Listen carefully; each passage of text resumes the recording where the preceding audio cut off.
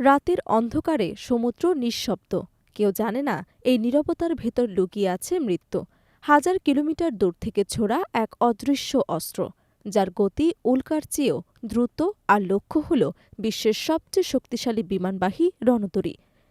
এটিকে কেবল শক্তির মহড়া, নাকি শুরু হয়ে গেছে এক অনিবার্য মহাপ্রলয়ের কাউন্টডাউন? এই প্রশ্ন এখন ঘুরপাক খাচ্ছে আন্তর্জাতিক রাজনীতির অনিন্দনে। উত্তাল সমুদ্রের বুকে ভাসমান এক দানবীয় রণতরী, যা ডেকে একের পর এক অত্যাধুনিক যুদ্ধবিমানের ওঠানামা যেন মার্কিন সামরিক আধিপত্যের প্রতীক, হঠাৎ করে বৈশ্বিক আলোচনার কেন্দ্রে চলে এসেছে।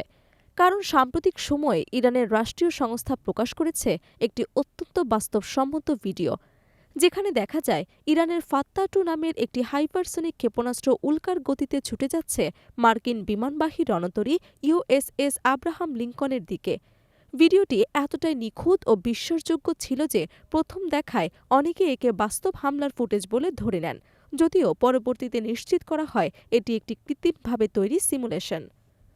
তবুও প্রশ্ন থেকে যায়, ঠিক এমন সংবেদনশীল সময়ে ইরান কেন এই ভিডিও প্রকাশ করল, এবং এর মাধ্যমে তারা বিশ্বকে কী বার্তা দিতে চাইছে? কারণ ঠিক একই সময়ে মধ্যপ্রাচ্যে ইউএসএস আব্রাহাম লিঙ্কনের অবস্থান ঘিরে তৈরি হয় রহস্য।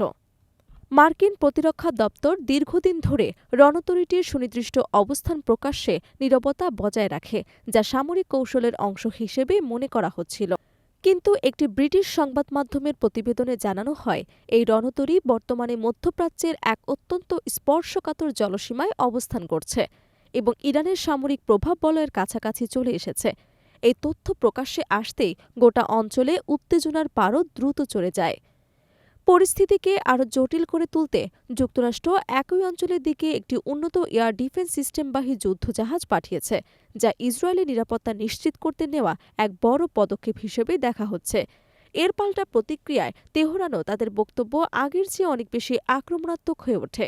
ইরানের শীর্ষ ধর্মীয় ও সামরিক নেতৃত্ব প্রকাশ্যে হুঁশিয়ারি দিয়ে জানায়, মধ্যপ্রাচ্যে অবস্থিত প্রতিটি মার্কিন সামরিক ঘাঁটি তাদের ক্ষেপণাস্ত্রের আওতায় রয়েছে এবং প্রয়োজনীয় মুহূর্তের মধ্যে সেগুলো ধ্বংস করার সক্ষমতা তাদের আছে।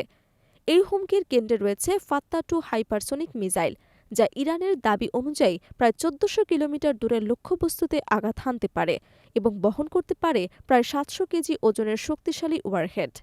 হাইপারসনিক গতির কারণে এই ক্ষেপণাস্ত্রকে প্রচলিত রাডার বা আধুনিক আকাশ প্রতিরক্ষা ব্যবস্থায় শনাক্ত ও প্রতিহত করা অত্যন্ত কঠিন বলে দাবি করা হচ্ছে, যা সমুদ্রের বুকে অবস্থানরত নৌবহরের জন্য এক নতুন ধরনের হুমকি তৈরি করেছে।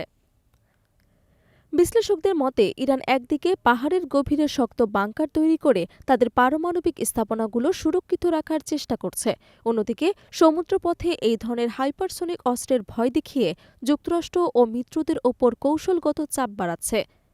এই টানটান উত্তেজনার মধ্যে যে কোনো একটি ভুল হিসেব বা ভুল সংকেত পুরো মধ্যপ্রাচ্যকে ভয়াবহ সংঘাতের দিকে ঠেলে দিতে পারে।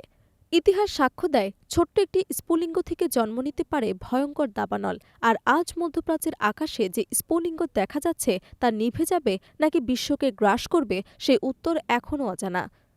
আপাতত সমুদ্র শান্ত, আকাশ নীরব, কিন্তু এই নীরবতার আড়ালে লুকিয়ে আছে যুদ্ধের সম্ভাব্য গর্জন, যা যে কোনো মুহূর্তে মানব সভ্যতাকে দাঁড় করিয়ে দিতে পারে এক নতুন ও অন্ধকার অধ্যায়ের সামনে।